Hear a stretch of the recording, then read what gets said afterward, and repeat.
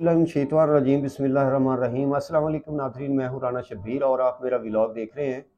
नाज़रीन, पख्तून तहफ़्फ़ुज़ मूवमेंट जो खैबर पख्तूनख्वा के अंदर असद राज से काम कर रही है, उसके ऊपर जो है वो वफाकी गवर्नमेंट ने पाबंदी लगा दी है। वहाँ पर एक कौमी जरगा के नाम से बहुत बड़ा वो प्रोग्राम करना चाह रहे थे, उस पर उसको जो है वो रोक दिया गया है। और अब तक के इतलाक़ के मुताबिक जिस जगह पर ये हो रहा था, खैबर डिस्ट्रिक्ट है, फाटा के अंदर जो एरिए शामिल हुए हैं और डिस्ट्रिक्ट बने हैं, उसी में से ये एक डिस्ट्रिक्ट है और ये पेशावर के साथ मुल्हका इलाके हैं। तो वहाँ पर ये प्रोग्राम उनका हो रहा था, एक बड़ा जरगा, जिसमें कहा यह जा रहा था कि तकरीबन 30 से 40 हज़ार लोग जो हैं उनकी आमद मुतवक्का थी। इसमें बलूचिस्तान के लोगों को बुलाया गया है और इसके अलावा खैबर पख्तूनख्वा के मुख्तलिफ इलाकों से और कराची से लोग जो पख्तून हैं उनको जो है वो दावत दी गई है। इसके अलावा सियासी जमातों को इसके अंदर बुलाया गया, दावत दी गई है, उलमा इकराम को बुलाया गया है। बाज़ार उन्होंने जो मंजूर पश्तीन है, बानी है इस तहरीक के, वो तो ये कहते हैं कि जी इनके जो मकासद हैं वो अमन जरगा है ये, और हम चाहते हैं कि मुल्क के अंदर जो पख्तूनों के इज्तिमाई जो मसाइल हैं उन पर जो है हम बात करेंगे और इसका जो है एलानिया वो भी जारी करेंगे। और ये किसी भी पार्टी का प्रोग्राम नहीं होगा, बल्कि हर किसी का ये प्रोग्राम है। इस तरह इसको मुश्तरका जरगा का नाम दिया गया था।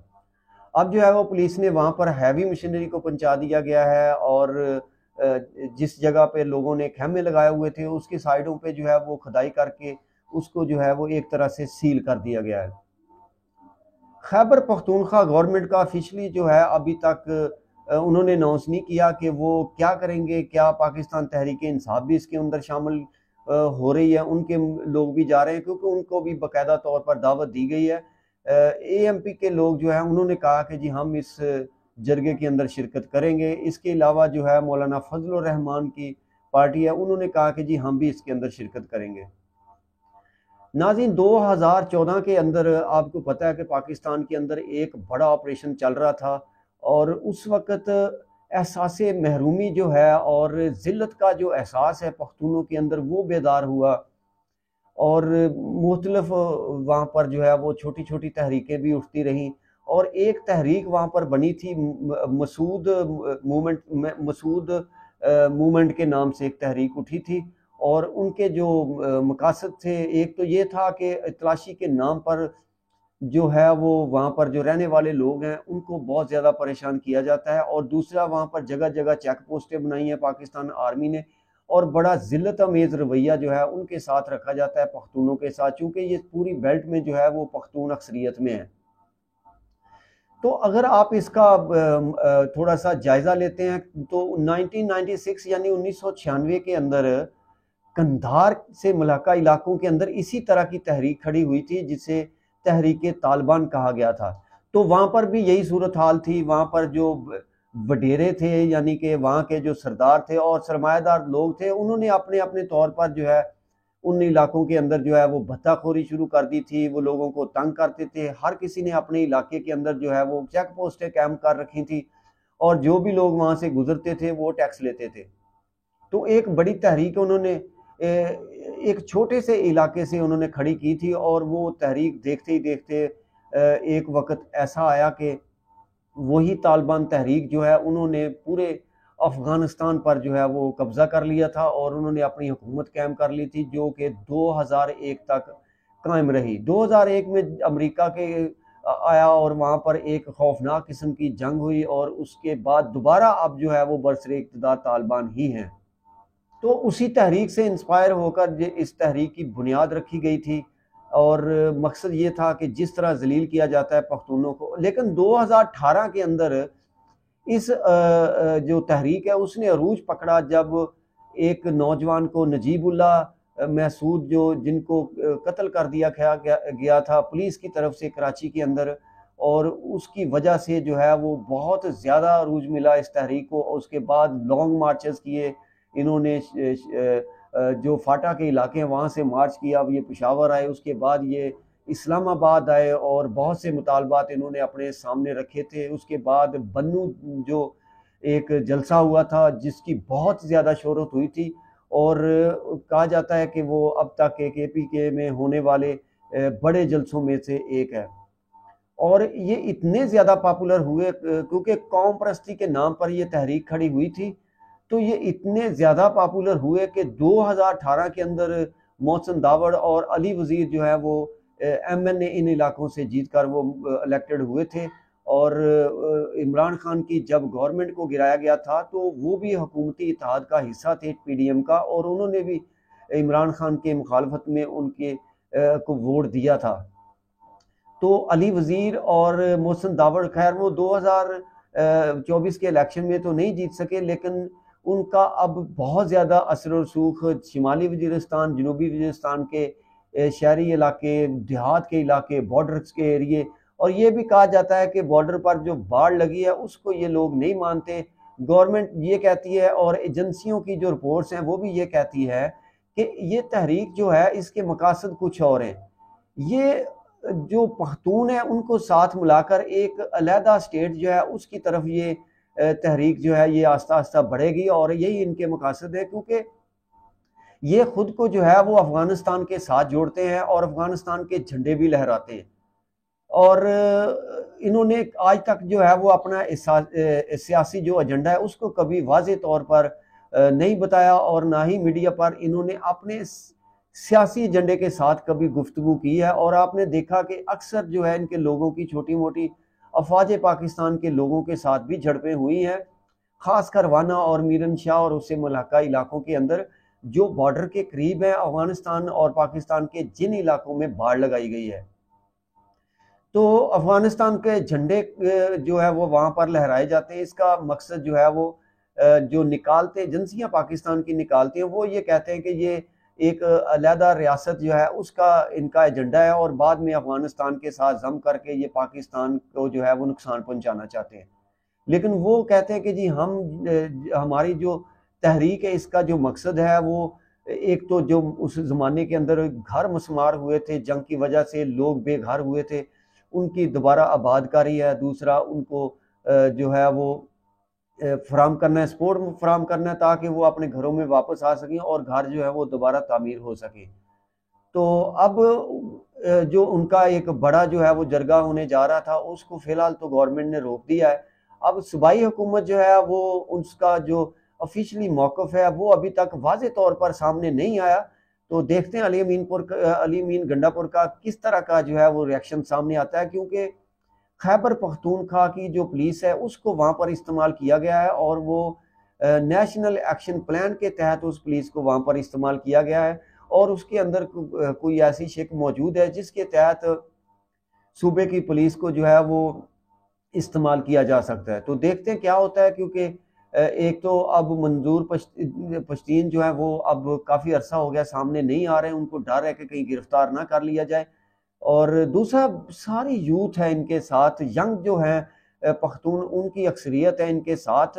تو یہ پہلی مرتبہ ہوا ہے پختون روایات کے آپ کہہ سکتے ہیں کہ برخلاف آپ اس کو کہہ سکتے ہیں، لیکن آپ یہ بھی کہہ سکتے ہیں کہ پختونوں کے اندر جو بیداری پیدا ہوئی ہے یہ اسی کا نتیجہ ہو سکتا ہے کہ نوجوان جو ہے وہ پہلی مرتبہ میدان میں آئے ہیں، اور اب خیبر پختونخوا کی جو تحریکیں ہیں ان میں اکثریت جو ہے وہ نوجوانوں کی جو ہے وہ غالب نظر آتی ہے۔ اس سے پہلے اسی طرح ہوتا رہا ہے کہ جرگے کے اندر کچھ جو عمائدین ہوتے ہیں، جو بوڑھے لوگ ہوتے ہیں، وہ جرگہ انہی لوگوں کو سمجھا جاتا تھا، اور وہ جو حکم صادر کرتے تھے سب کو ماننا پڑتا تھا۔ لیٹس سی دیکھتے ہیں کیا ہوتا ہے۔ اور دوسری جو بڑی اہم خبر ہے وہ یہ ہے کہ حکومت اب بھی پورا زور لگا رہی ہے کہ اس آئینی ترمیم کو کسی طریقے سے پاس کروا لیا جائے، کیونکہ اگر آپ یاد رکھیں کہ اگر یہ آئینی ترمیم پاس نہیں ہوتی تو نون لیگ تو بالکل ختم ہو جائے گی، نہ ان کی حکومت بچے گی، بلکہ آپ یوں سمجھیے کہ نون لیگ جو ہے وہ بالکل ہی ختم ہو جائے گی۔ اگر کوئی تھوڑی بہت اس کے پاس اگر کوئی ووٹ بینک بچا ہے پنجاب کے اندر تو شاید وہ بھی نہیں بچے گا، کیونکہ ٹربینل جو ہے الیکشن کمیشن ان الیکشن کو لے کر وہ کام کرنا شروع ہو جائیں گے، اور ظاہر ہے اس کے اندر بے ضابطگیاں تو ہوئی ہیں، اس الیکشن میں حد سے زیادہ دھاندلی ہوئی ہے، اور بعض جگہوں پر کہا جاتا ہے کہ پی ٹی آئی کے لوگ 70 ہزار ووٹوں سے جیتے تھے۔ تو ظاہر ہے جب چیف جسٹس آف پاکستان منصور علی شاہ ہوں گے اور جب وہ آئین اور قانون کے مطابق کام کریں گے تو ظاہر ہے نون لیگ کی سیٹیں گرنا شروع ہو جائیں گی۔ اور جب ان کی سیٹیں کم ہونا شروع ہو جائیں گی تو وہ اس حد تک کم ہو سکتی ہیں. کہا یہ جاتا ہے اور پاکستان تحریک انصاف کے لوگ یہ دعویٰ کرتے ہیں کہ ہماری 180 سے زیادہ نشستیں ہیں، اور نون لیگ جو ہے وہ محض 17 سیٹیں جیتی ہیں. جبکہ مشاہد اللہ سید جو نون لیگ کے ہی سینیٹر ہیں، انہوں نے تو یہ دعویٰ کیا ہے کہ ہماری 18 سیٹیں ہیں، 28 سیٹیں ہیں. تو چلے مان لیتے ہیں 28 نشستیں تھیں ان کی، لیکن حکومت بنانے کے لیے آپ کو جو ہے وہ 28 نہیں بلکہ 180 نشستیں چاہیے ہوتی ہیں. تو اس وجہ سے بہت زیادہ خوفزدہ ہے نون لیگ، اور وہ مختلف طرح کے بیان دے رہے ہیں. پیپلز پارٹی بھی بخلائی ہوئی ہے، اور اس طرح جو ہے اسٹیبلشمنٹ کے اندر بھی ایک بے چینی ہے. اور اب اسٹیبلشمنٹ اس طرح کا کھیل جو ہے وہ کر رہی ہے کہ ایک طرف وہ منصور علی شاہ جو ہے ان کو بھی یقین دلانا چاہ رہے ہیں کہ جناب ہم آپ کے ساتھ کھڑے ہیں، اور دوسری طرف جو ہے وہ ان کے ساتھ کھڑے ہوئے نظر آتے ہیں اس صورت میں کہ اگر یہ تحریک ان کی آئینی ترمیم جو ہے وہ کسی طرح سے یہ کامیاب ہو جاتے ہیں کروانے میں. اور اگر یہ کروانے میں کامیاب نہیں ہوتے تو جس طرح حکومت کی کشتی ڈوب رہی ہے، اسٹیبلشمنٹ جو ہے وہ اب کھیل جو ہے وہ کشتی سے نیچے اتر کر جو ہے وہ کھیل رہے ہیں، اور آخری کارڈ سب نے کھیل دیے. عمران خان نے بھی اپنی کارڈ آخری کھیل دیے ہیں. اب انہوں نے 11، 12، 13 اور 14 تاریخ جو ہے وہ احتجاج کا اعلان کیا. وہ اپنا دباؤ برقرار کر رکھنا چاہتے ہیں. اب نون لیگ کے لوگ بھی یہ کہہ رہے ہیں کہ منصور علی شاہ جو ہے 1-2 دن کے اندر ان کا جو ہے نوٹیفیکیشن جاری ہو جائے گا. پہلے مرحلے میں جو ہے وہ ساہیوال اور ملتان جو ہے وہاں پر جو ہے وہ احتجاج کریں گے. پی ٹی آئی کے لوگ یہ دعویٰ کرتے ہیں کہ ان کے وہاں پر ایک اورنگزیب جو کھچی ہیں وہ ہے جو ملتان سے ہیں، اور دوسرا ایک ایم این اے جو ساہیوال سے ہیں. وہ ان کو شک ہے کہ شاید یہ حکومت کو ووٹ دیں گے، اس وجہ سے وہ وہاں پر احتجاج کر کے ان کے اوپر دباؤ بڑھانا چاہتے ہیں. اس کے بعد گجرانوالہ، سیالکوٹ اور سرگودا کے اندر وہ احتجاج کریں گے. اس کے بعد فیصل آباد اور لاہور کے اندر احتجاج ہوگا، اور فیصل آباد اور لاہور کے اندر جو احتجاج ہوگا وہ بہت بڑا ہو سکتا ہے. اس کی وجہ یہ ہے کہ یہ پنجاب کے 2 سب سے بڑے شہر ہیں. یہاں پر جو ہے وہ حالات جو ہے وہ پہلے بھی کافی حد تک خراب ہو گئے تھے جب پی ٹی آئی نے چند دن پہلے جو ہے وہ لاہور کے اندر احتجاج کیا تھا. تو دیکھتے ہیں کیا ہوتا ہے. اور واقفان حال یہ کہہ رہے ہیں کہ اب شاید اس آئینی ترمیم کو جو ہے وہ پاس نہیں کروا سکتی جو حکمران جماعتیں ہیں وہ، کیونکہ وقت جو ہے وہ بہت تیزی سے ہاتھ سے نکل رہا ہے. 213 ان کی نشستیں ہیں، جس میں سے چودھری الیاس اور ایک جو بلوچستان سے ان کے ایم این اے ہیں وہ دونوں کی نشستیں بادزئی جو ہیں وہاں سے وہ جیتے تھے، تحریک انصاف کے حمایت یافتہ امیدوار تھے. وہ دونوں کی سیٹ جو ہیں وہ چلی جائیں گی. ایک جو ہے وہ اسپیکر قومی اسمبلی جو ہیں سردار اعجاز صادق، وہ بھی ووٹ کاسٹ نہیں کر سکتے. اس کے علاوہ ایک جو ہے وہ کاف لیگ کو ان کی وجہ سے، چودھری الیاس کی وجہ سے خواتین کی مخصوص نشست ملی ہوئی تھی، وہ بھی واپس ہو جائے گی. تو 4 ووٹ ان کے کم ہو جائیں گے. اور یہ بھی دعویٰ کیا جا رہا ہے کہ تقریباً 4 کے قریب نون لیگ کے ایسے ایم این ایز ہیں جو اس آئینی ترمیم کے حق میں کبھی بھی ووٹ کاسٹ نہیں کریں گے. تو اگر وہ بھی 4 ووٹ چلے جاتے ہیں تو 213 میں سے اگر 8 ووٹ کم ہو جاتے ہیں تو 205 ووٹ ان کے پاس بچتے ہیں. 19 ووٹ ان کو مزید چاہیے ہوں گے. اگر مولانا فضل الرحمان بالفرض، اب تک تو اطلاعات یہی ہیں کہ انہوں نے قطعی طور پر انہوں نے انکار کر دیا، بلکہ وہ نئی ایک آئینی ترمیم جو ہے اس کا مسودہ وہ لے کر آئے ہیں، اور وہ مسودہ انہوں نے پی ٹی آئی کے ساتھ شیئر بھی کیا ہے. تو اگر 4 لوگ ان کے یہ بھی ٹوٹ جاتے ہیں، 19 لوگ ان کو چاہیے ہوتے ہیں. مولانا فضل الرحمان کے پاس 8 ووٹ ہیں اور اس کے علاوہ ان کو 11 ووٹ چاہیے ہوں گے. تو لگتا نہیں ہے، ناممکن لگتا ہے کہ وہ 11 ووٹ پاکستان تحریک انصاف کے اس حالات کے اندر توڑنے میں کامیاب ہوں گے.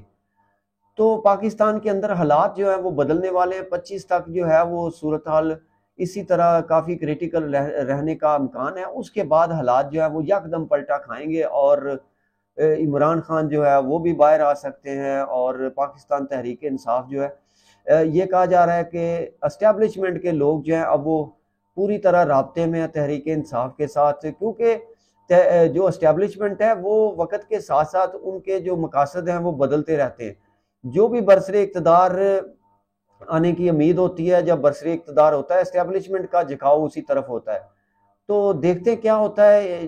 25 تاریخ سے پہلے جو ہے اس کا تمام چیزوں کا جو ہے وہ کھل کر سامنے آ جائے گا. لیٹ سی کہ کیا ہوتا ہے. فی الحال تو اسلام آباد کے اندر جو شنگھائی تعاون تنظیم کا اجلاس ہو رہا ہے، یہ ایک بڑی کامیابی ہے پاکستان کی، اور اس کو سپورٹ ضرور کرنا چاہیے. یہ جو ہے وہ کامیاب ہونا چاہیے. ایک بڑا جو ایونٹ ہے وہ پاکستان میں عرصہ دراز کے بعد ہو رہا ہے. اس کے علاوہ انگلینڈ کی ٹیم پاکستان میں ملتان کے اندر ٹیسٹ میچ کھیل رہی ہے، یہ بھی ایک بڑا ایونٹ ہے. تو رواں ہفتے پاکستان کے اندر جو انٹرنیشنل بڑے ایونٹ ہیں وہ ہو رہے ہیں، تو پاکستان کے لیے یہ خوش بختی کی علامت ہے. تو اسی طرح ان ایونٹس کو جاری رہنا چاہیے تاکہ لوگ جو ہے وہ پاکستان کے بارے میں مثبت سوچ جو ہے ان کے اندر وہ پیدا ہو، اور انویسٹمنٹ جو ہے وہ ملک کے اندر آئے، اور پاکستان جو ہے وہ آگے بڑھے. بہت شکریہ. پاکستان زندہ باد.